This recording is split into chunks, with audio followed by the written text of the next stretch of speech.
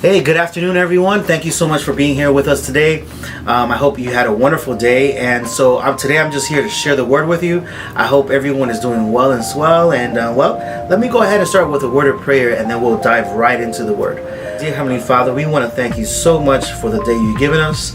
And at this moment, I'd like to pray for us as we open up the word and just dive into it, that you may be able to guide us and enlighten our minds, and also that we may be able to apply this to our lives and share with others. We love you and we thank you, and we can't wait to see you in the name of Jesus. Amen. Very well. So normally we do this segment, or at least we do prayer. We have prayer meeting on Tuesdays, and unfortunately, due to the COVID, we are closed at our church building, but the church continues on. So we hopefully today you will get to hear a little bit here of this message. And if you have any type of prayer request, if there's any concerns that you have in regards to the scripture that we read today, feel free to hit me up.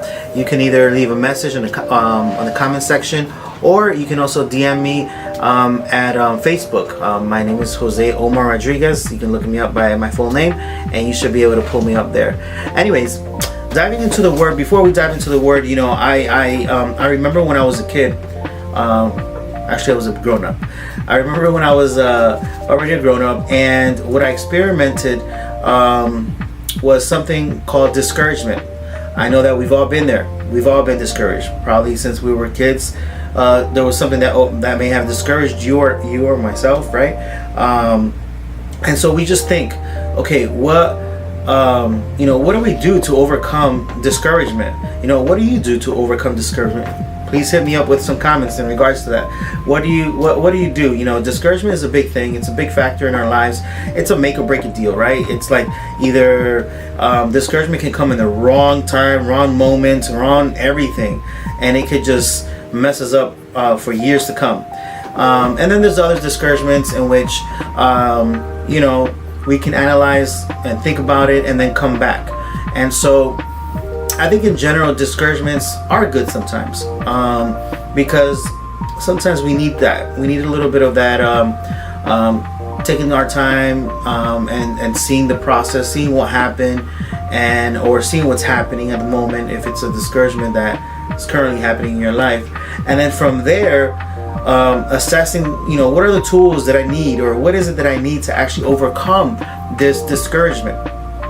Well, the beautiful thing is that the Word of God gives us that, right? It gives us a picture. It gives us the steps, the guidelines in which we can overcome discouragement.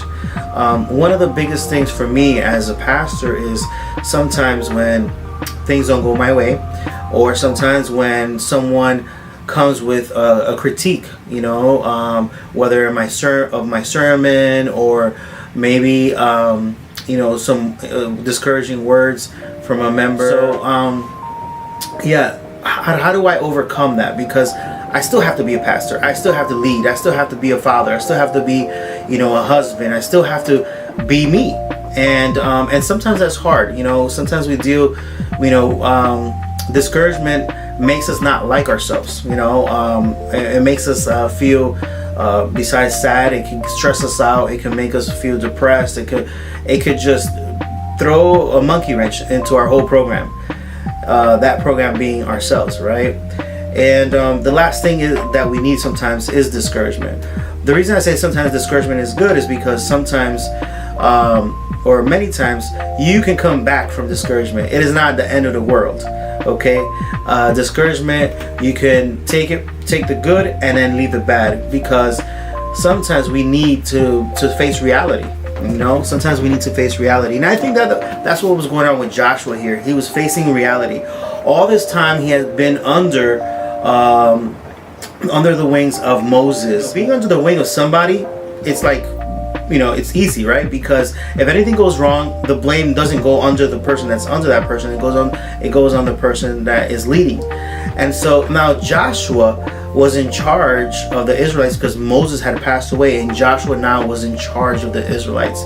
It was his turn to be the man. Unfortunately, Joshua may have been or may have felt a little bit discouraged under the circumstances, the pressure, all these things were probably attacking him at the same time. He might have had some anxiety attack. I don't know if that's ever happened to you, where you are on the spotlight. You're right. You're right there, and you need to show up, and you need to do the job. And so this was what Joshua was going through. He had to show up to work. It was something probably heavy on him. Number one, he was young. He was a young fellow, and number two, being in charge of many people. Many writers say that it was probably over 1 million people, and so being in charge of so many people and leading them, to a destination that they were supposedly, God made a promise to them, and so they were following this promise. They were putting their hopes in this promise that they will be given this land. And so, with all that being said, he must have had some type of anxiety, right?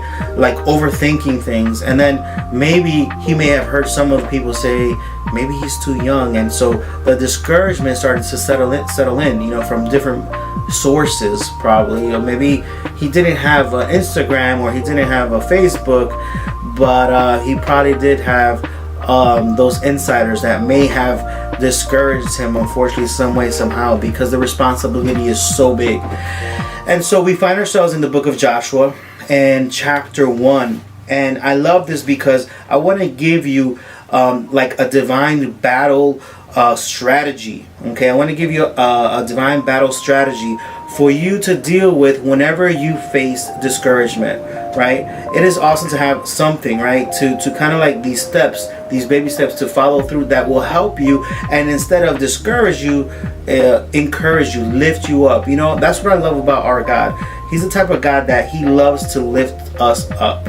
And today he wants to lift you up. Today he wants to lift me up. And that is the most awesome thing. And we always find this in the word, where he wants us to be lifted up. He wants his people, those that trust in him, to be lifted up. And so to fight this divine battle of discouragement, right? When you feel discouraged, we look at the book of Joshua, chapter 1, and we can go ahead and start here. We'll kind of read into the story what I was just explaining. Joshua 1:1.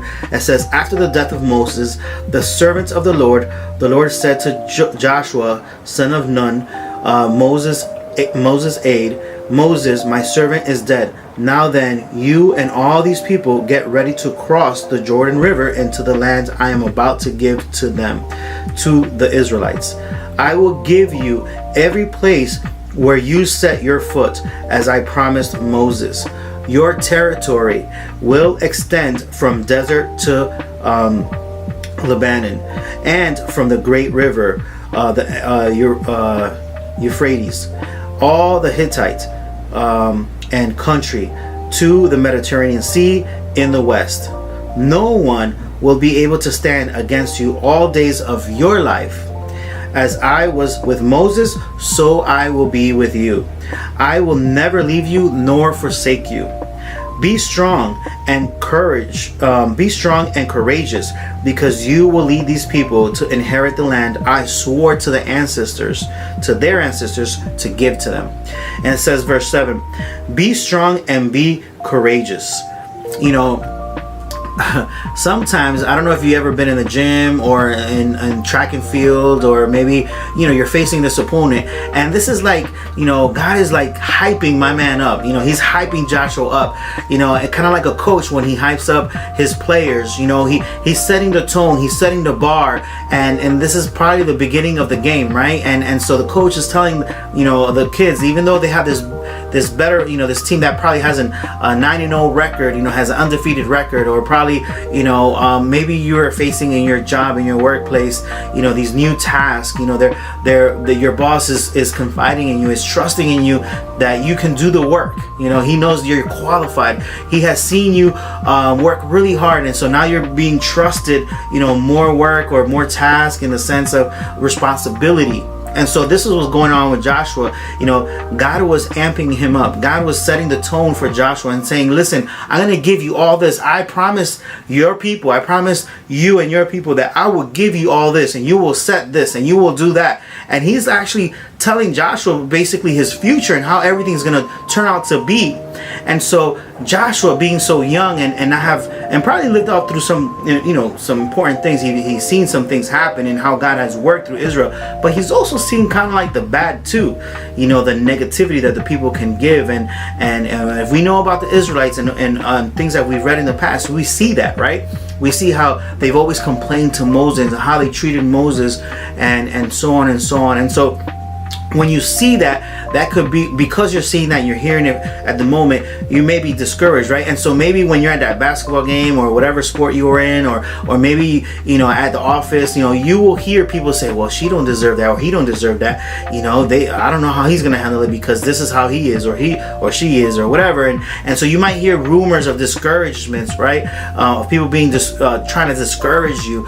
Maybe in a basketball team or in a football stadium, you hear people chanting different things, and so I imagine that has to take a toll on you as a young person, as someone just being given something, that has to take a toll on you. I know for me, even as being a pastor, I've probably asked myself that so many times, because as a young pastor and coming into ministry, I've heard so many rumors and things from other pastors and from other people about ministry and how tough it is and this and that, and now I'm given the opportunity, and there was, to a certain level, there was this great anxiety that was in me, because of the responsibility that I have to be the good shepherd, to be the person to bring people to Jesus and bring people to God, right? And be able to convey the message that God wants me to give to the people. So all that really played a big, it was very stressful at first. And so I just can picture Joshua feeling all these things, and then here comes God and sets up the tone and says, listen, I'm gonna give you this, and this is what's gonna happen. But then I don't know, maybe Joshua at that moment was still not feeling it. It's like, yeah, that was a good talk, Lord, and thank you for the promises, but I don't know, like maybe he wasn't feeling it. So in verse 7, he reminds them again, and he says, be strong and very courageous. He's saying, listen, this is gonna be hard work. You have to be strong. You have to be courageous, and it is going to be hard work. You have to, sweat blood here. You have to give it your all. You have to surrender everything to this. You have to submit yourself. You have to be the man of the hour. And so he says a couple things here to help him to be that person, right? To help him, to guide him, to have some type of guidance and some type of foundation that will continue to make sure that if he knows who he is as a person, if he knows what God has set him out to be, then he will be okay. He will be great. He will be the godly man that he needs to be. It says here, be strong and very courageous. Be careful to obey all the law my servant Moses gave you. Do not turn from it to the right or to the left, that you may be successful wherever you go. Keep this book of the law always on your lips. Meditate on it day by day, right? It says day and night, so that you may be careful to everything written in it. Then you will be prosperous and successful. Have I not commanded you? Be strong and courageous, and do not be afraid. Do not be discouraged, for the Lord your God will be wherever you go. The Lord your God will be wherever you go. And so if you have God on your side, right? If you have God telling you, I will be wherever you go, I believe in my whole heart that will make the difference. And I think those are the words that he needed to hear. So there's 4 things I want to leave you with. Number 1 is that in this divine battle that we have, there's a strategy to it. The first one is found in the first couple verses here. The first one is that God promises land. God promised Joshua land, and what that meant was there were going to be victories won. Okay, but battles are battles, and there are casualties, right? And so sometimes with our lives there are going to be some casualties. There's going to be casualties where we might lose friends. Sometimes there's going to be casualties of losing sleep, right? That's my number one casualty. I lose, and losing sleep. Sometimes there's casualties of dieting. I mean, there's so many casualties in which because you're trying to get that victory, you're trying to move forward and not be discouraged. There are a lot of casualties, but can we say amen? Because we can rest on God's promises that He will give us the victory, that He will give us what we need to overcome these other little battles that we might seem that it may seem like there's casualties and losses, but at the end of the day, when we look at the big picture, my friend, we have the victories because we have, number one, God's promise, and He promises that we will have the opportunity to move forward. Okay, amen. Then the second thing that we realize here is that we have to trust in Him. He's telling us be in good courage, and then the second thing is trust in Him. Right? We have the victory in the land with the promise already. But then we have to trust that the process, it is a process. It's going to be one day we'll take 5 steps, and maybe the second day will be a step back. And so we have to trust in the process. We have to trust in God that all the things that are coming in our lives is not to discourage us, but to encourage us, to bring us up, to lift us up, to make us stronger, to be able to battle those battles without any fear. And so we have to trust in the Lord. We have to allow the Lord to strengthen us, to give us the strength to persevere, to give us the strength to move forward. And my friend, God wants to give us that. And no doubt, even through these trying times, whether it's the COVID, whether it's your job, whether it's money, whether the finances, whether it's school, whatever it is, He will give us the victory in those things, and we have to trust Him.